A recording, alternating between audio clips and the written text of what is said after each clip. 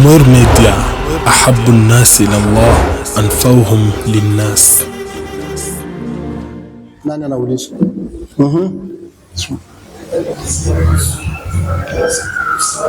Mtu anaingia msikitini, shika kwanza kwa jamaa.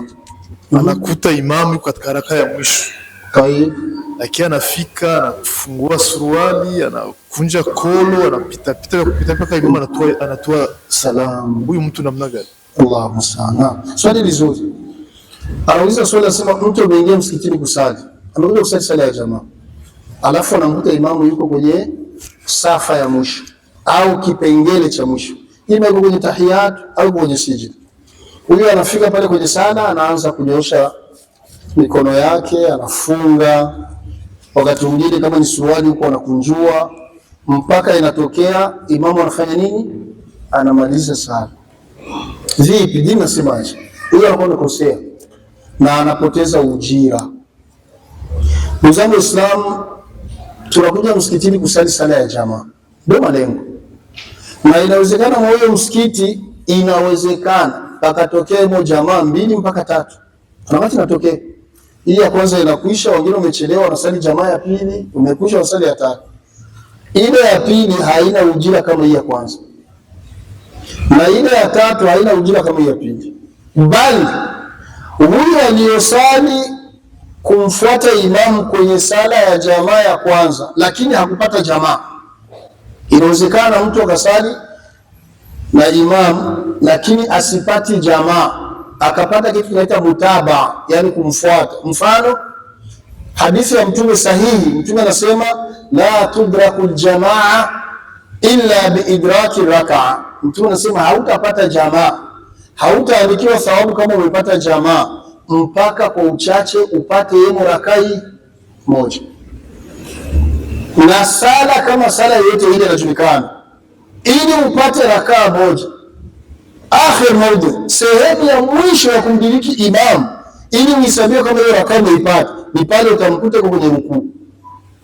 Ukimkuta kwenye rukuu pale ndio mwisho, na wewe kaingia pale ukafunga sala ukaingia, hiyo rakaa unakuwa umeipata. Kwa lugha nyingine, ukimkuta kwa tahiyatu ya mwisho ni kwamba wewe hata ukiingia kwa hiyo sala hauna jamaa, lakini sheria inasema ingia, hata kama iko kwenye tahiyatu ingia. Wewe ukiingia, maadamu ni jamaa ya kwanza kubwa, ukaingia, hata hao wakisali jamaa ya pili wewe unawashinda ujira.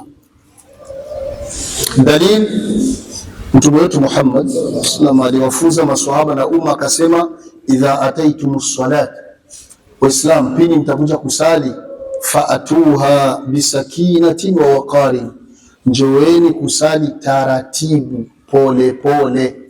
Maana kuna watu wakiingia msikitini afu wasikia imamu Allahu akbar au kaingia kwa imamu kwenye rukuu, kuna watu wanaongeza vitesi. Nadhani umeshaiona akiona yuko kwenye msikiti anapiga na shingo kabisa, ili imamu afanye nini? Mtume amekataza njoeni taratibu. Na kuna mwingine wala haitoshi, salamu alaykum nasali wako pia, yaani kwa lugha nyingine nisubiri hapo ni kama ombi. Kwa Mtume anasema faatuha bisaki, kama njoeni taratibu wa waqatila pole pole. Kisha anasema Mtume fama adraktum, pale mtakapomdiriki imamu zile rakaa mtakazowahi, faswallu, salini hizo, wama fatakum, zitakazokuwa zimekupiteni, faatimu, baada ya kutoa salamu zikamilisheni. Kwa hiyo Mtume anaeleza kwamba hata kama kuna hii imekwisha, hii wewe ingia. Kwa hiyo akishatoa salamu simama ulipe, utapata ujira kuliko na kama wenye wamekuja wa pili walishapata madarasa. Maana kuna watu wamejaliwa, wanakaa kwenye madarasa. Kama walishafuata madarasa, wakiingia wa pili wakaona na wewe unainuka kulipa, wewe unakuja unakugusa wewe ndio uwe imamu. Hao ni walishafuata madarasa, hawaanzi nyingine kule, wanakuja kukugusa ili wewe ufanye nini? Uwe imamu wao. Na hiyo inakuwa ni bora zaidi, Kwa hiyo yule ambaye anachelewa kuingia mpaka imamu anatoa salamu anajinyima ujira, maskini Mungu, sababu hajui. Na ndio maana ni vizuri fika na ingia. Naam, swali la pili. Naam, shehe, nilikuwa naulizia kuhusiana na hiyo hadithi ambayo tufunza kwamba watoto wanapofikisha miaka 7 wahimizwe kuswali, wakieneza 10 wachapwe na watofautishwe sehemu ya malazi. Na nataka kujua kuna hikma gani katika kutofautishwa katika sehemu za malazi wanapofikisha Naam, kuna hikma gani ya Mtume kusema wafariqu bainahum fil madaji, watofautisheni sehemu wanayolala? Hikma ziko nyingi, lakini kubwa ni kwamba tayari wanaelekea kwenda kuelewa. Kuna kitu wanataka Kiarabu atamiz, kupambanua, kujua kumbe dada anakuwa na maziwa kumbe kaka naye anakuwa hivi. Kwa hiyo kuna yale ya na kwa hiyo miaka, maana najua una mke na watoto wakianza kufikia miaka wanaanza kuwa na aibu. Mtakaona nataka kuvua nguo kwa tungini, utoke, kanaambia dada yake, au kama ni dada toka, mimi nataka vitu kama hivyo. Kwa hiyo dini inajua kitu gani inaandaa ili wasikai na vile vile hata mkiwa mmeshabale, mwanamume hakogi na mwanamume mwenzake chooni, dini imekataza. Na mwanamke hakogi na mwanamke mwenzake chooni, lakini anakoga ni mke na mume chooni, kama kisi Mtume alikoga na wake zake. Maana kuna midume mingine inapokuwa inapanga sehemu, unaona tutachelewa, acha tu na mimi ningie tukoge hivyo hivyo. Hapana, kukoga hivyo hivyo la juz, dini ikubali. Mwingine nani? Aswali tu mani yuko hapa mzee, uliza tusidati. Naulizia ikiwa kwamba kuna dharura nyumbani, labda mume na mke na watoto wawili wa kike, watoto wa kiume, hivyo swafa itapangaje kwa ajili ya sala ya faradhi? Yaani unataka kusalisha nyumbani, lakini sio faradhi, sala ya sunna. Naam, sala ya faradhi wewe chukua watoto wako walete msikitini. Kuna dharura ipi? Mfano labda shaba msikitini, hakuna msikitini. Ndio nasema hivyo, mume anaeleweka, masasi yanalia, hatutaenda kwenye masasa. Msipandishi imani zenu tutulivu, tunalala kwenye peponi, hakuna peponi. Allah amesema wala tulku bi aidikum ila tahlu, yanalia bakeni nyumbani. Kwa hiyo tutasali aje? Wewe ndio imam, mwanamume unakaa mbele, safa inayofuata hapa cheo ndio tukao na mume.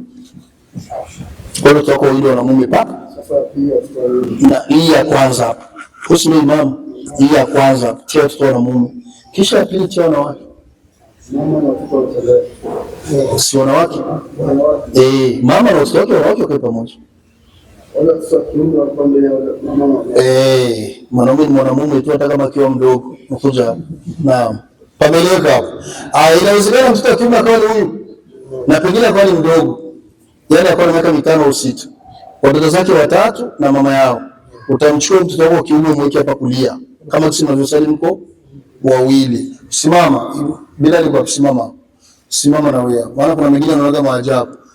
Tuchukulie kama imam kati yenu ni nani? Nani anataka wewe imam kati yenu? Wewe. Tayeb, toka kwanza hivi hapo hapo pembeni, fanya kama uko unasali. Naona kuja kusali na wewe unasimama aje? Naam, wewe leta hiyo kamera yako, sogea huko. Ana kuna mambo ambayo bismillah,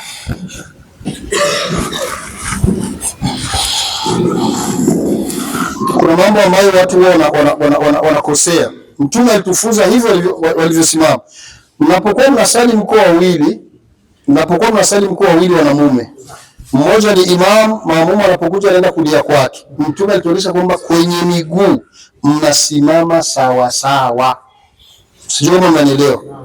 Nataka ipicha miguuni. Maana kuna wengine wanakujaga akija kama huyu, unamkuta amesimama hivi. Hamjaona?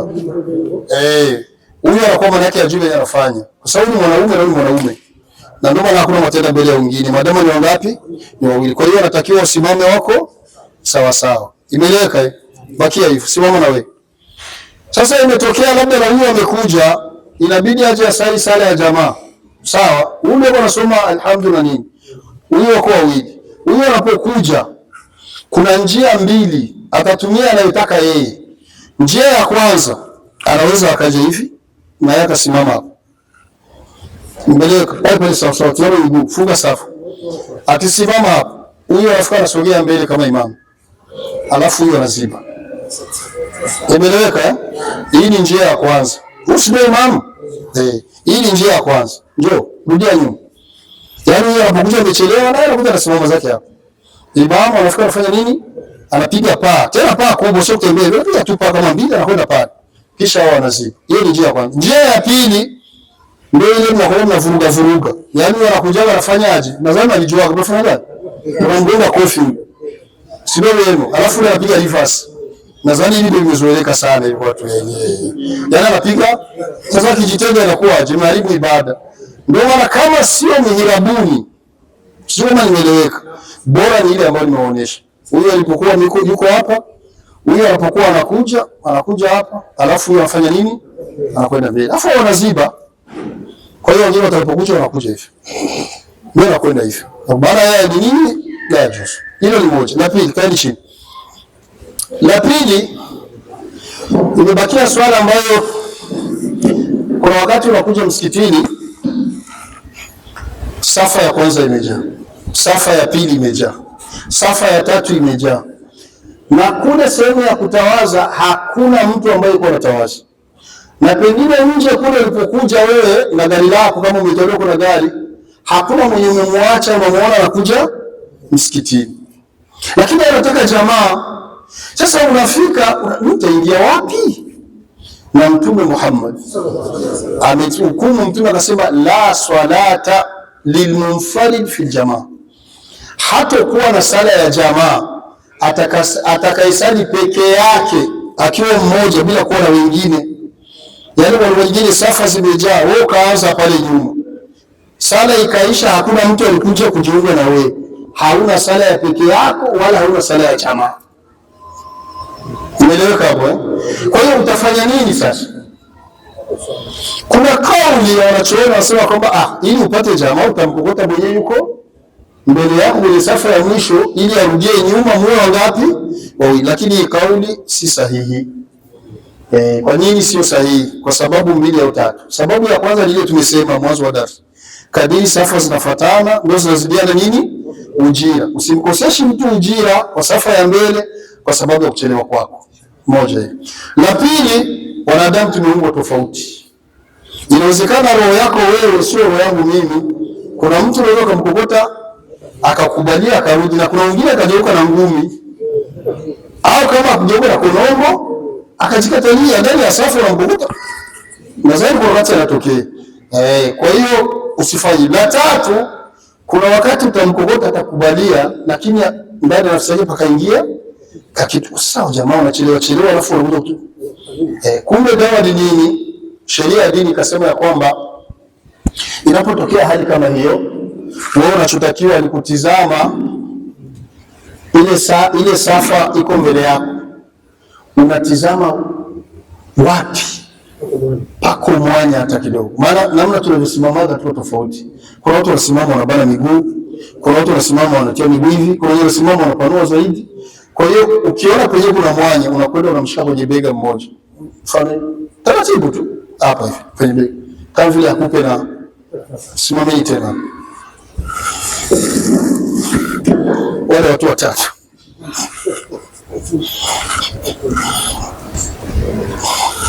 Na tunachukua maji safi. Na wote wengi usimtoe mtu hivi wala hivi.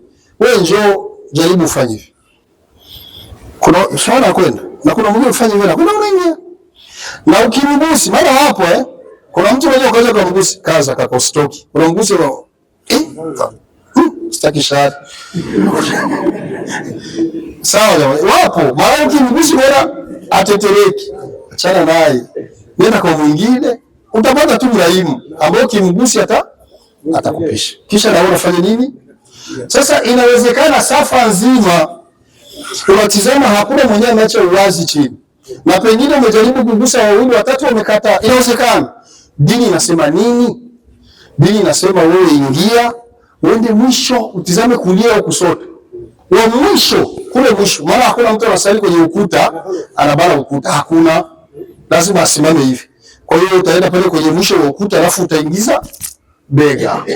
Sawa? Nikipita tu kaka umepita. Alafu unapita hii safa yao. Unatizama vile vile wapo pako wazi, pakiwa wazi unaingia. Ikitokea na yenyewe labda ikawa wamebana. Nenda tena mwisho upasue alafu uje kulia kwa imamu. Na ndio hikma utaona misikiti yote inayojengwa kisunna. Utaona sehemu ya kusalia ni papana. Hawapaachi kwa ujinga. Wanapaacha kwa sababu hiyo. Ili kitokea hali kama hiyo, wewe ukipenya njoo, kwa kuwa imamu atakuwa yuko hapa katikati. Unachofanya unakuja unachukua jamaa usiendi naye tu, Juma ndio kapigwa. Unakuja unamtia pembeni, alafu unakuja kulia kwa imamu kama vile mnasali mko ngapi? Wawili. Na ikitokea akaja mwingine na yeye pamejaa, sheria anamwambia vile vile aje, asimame kusoto kwa nani?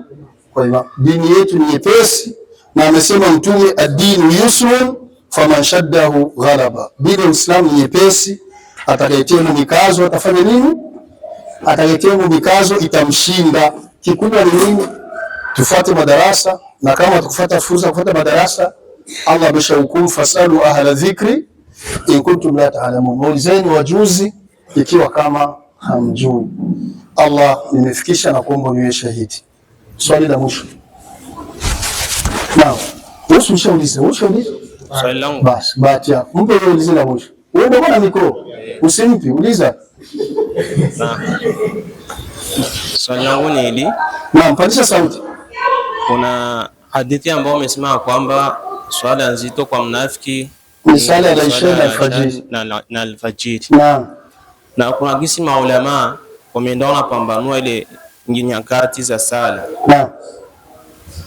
Chukulie kama hivi hapa, tuchukulie kawaida swala ya Aisha wanaisali saa 1:30.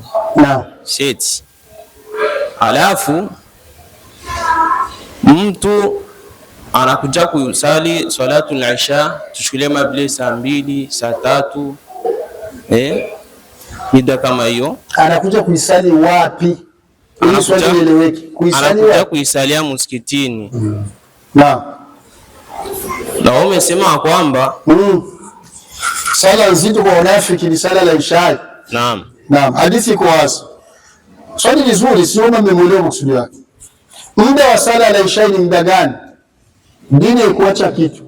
Muda wa sala la Isha ni min ghurubi shams, min ghurubi al-maghribi shafaq al-ahmar ila nisfu al-layl.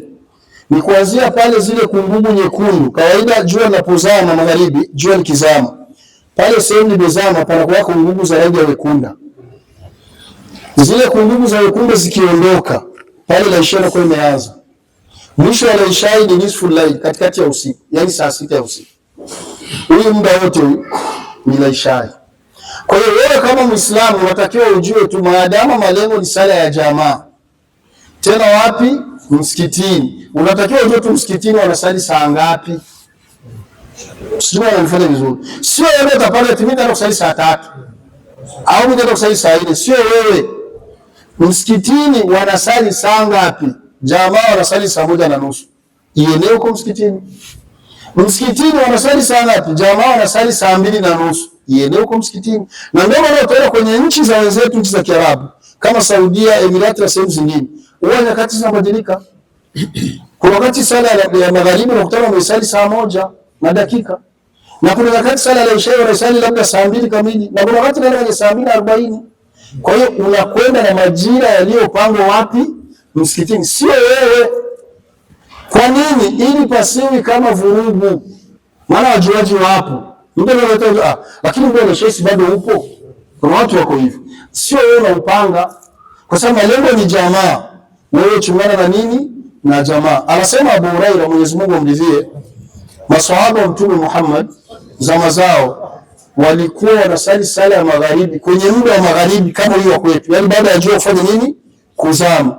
Thumma yajlisuna yantadhiruna al-isha al-akhir, kisha wanabaki kwenye safa zao wanasubiri sala ya Isha ya mwisho. Na sala ya Isha zama za Mtume hakuwa ni sala ya kwetu ya saa 1:30. Alikuwa ni sala kwa leo kama saa 4. Watu wamesali magharibi kwenye ile muda, wanaingoja la Isha ya saa 4. Zama zile hakuna umeme tena, Madina istoshi, barabara ni ndogo, lakini kutokana na uchamungu wao na imani yao walikuwa wanabaki msikitini wanaisubiri. Anasema Abu Hurairah, mpaka baadhi yao walikuwa wanasinzia wamekaa kwenye safa na wanakoroma, nasikia masauti wanakoroma, na Mtume akitoka ndani kuja kusalisha, yakumuna wa yusalluna wala yatawadhaun, wanasimama wanasali na hawatawadhi, kwa maana kimuzu ulifanya nini? Uliondoka. Na hapo ndio maulama wakatupa faida, wakasema yoyote atakayesinzia ili hali hakushegamia kitu chochote, uzu wake unakuwa uko ni sahihi. Lakini ukisinzia umeshegamia ukuta, umemshegamia mwenzako, hata ikiwa sekunde hizi, uzu unakuwa umetemuka. Na hikma inajulikana, kwa sababu ukisinzia umekaa, unasinziaga lakini uko makini. Ndio maana utaona kuna wakati mtu anakwenda, wewe kama unamtazama unasema huyu anaanguka huyu, alafu haanguki. Anafika sehemu nyingine bwana break anarudi. Lakini ukisinzia umeshegamia ka, kuna wakati na ndoto unaota. Kwa hiyo tukaipata hiyo faida kwamba wenzetu walikuwa wanasinzia, wanakoroma lakini hawatawadhi. Kwa nini? Kwa sababu wa kushegamia chochote. Kwa hiyo muda unaotizamwa ni muda wa sala ya jamaa, sio muda ambao umeupanga wewe kama mwaminifu. Muda sawa. Assalamu alaykum. Assalamu alaykum. Allah kujaza khaira kubariki. Amin kwa sote. Zidishie elimu yenye manufaa. Amin. Na msala langu naulizia, iwapo utaswalia nyumbani aidha sala ya sunna. Naam. Alafu akawepo mtoto anakupita tu mbele mara. Naam.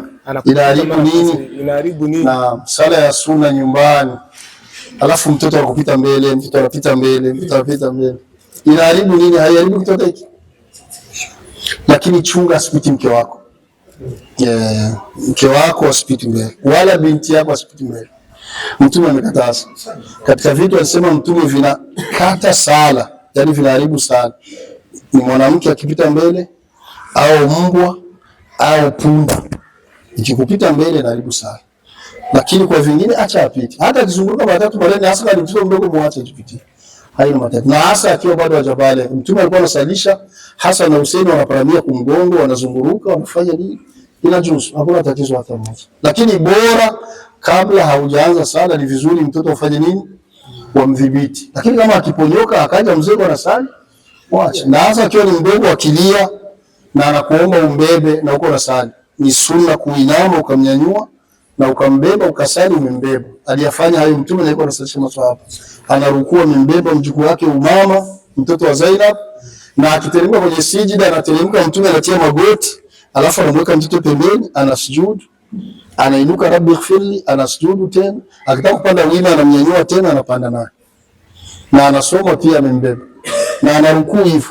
Na akiwa kwenye tahiyatu anamtia chini na anatoa tahiyatu. Na anamaliza sala anamnyanyua mjukuu wake. Nadhani imamu yote akiyafanya msikitini atatetwa mpaka kiyama. Hapo utasema na huyu naye huyu mtoto wake alimpata kwa madawa ni mayai. Anakuja kututishia sisi, anazana tukuzaa. Nadhani jamii yetu inajulikana. Lakini inajuzu hakuna. Na ndio maana napenda kuambia kina mama mara nyingi kwenye sala ya Ijumaa, anapokuwa khatibu kwa anasalisha hapa, amemaliza kutoa hutuba, kuna wakati watoto wanalia, kuna wakati wanalia juu mweka chini, mwambie iname mnyanyue mtoto wake, mnyanyue mbebe, hakuna tatizo, sala yako ni sahihi. Inakuwa ni inshallah. Tushike na hayo, Allah akipenda tuendelea kesho inshallah. Rabbana atina fid dunya hasana wa fil akhirati hasana wa qina adhaban nar. Allahumma zidna ilma din wa dunya. اللهم أرنا حقا حقا وارزقنا اتباعه وأرنا باطلا باطلا وارزقنا اجتنابه. اللهم إنا نسألك حسن الخاتمة. يا مقلب القلوب ثبت قلوبنا على دينك. يا مصرف القلوب صرف قلوبنا على طاعتك. ونسألك اللهم الدرجات العلى من الجنة ونعوذ بك من النار برحمتك يا أرحم الراحمين. وصلى الله على سيدنا محمد وعلى آله وصحبه وسلم والحمد لله رب العالمين.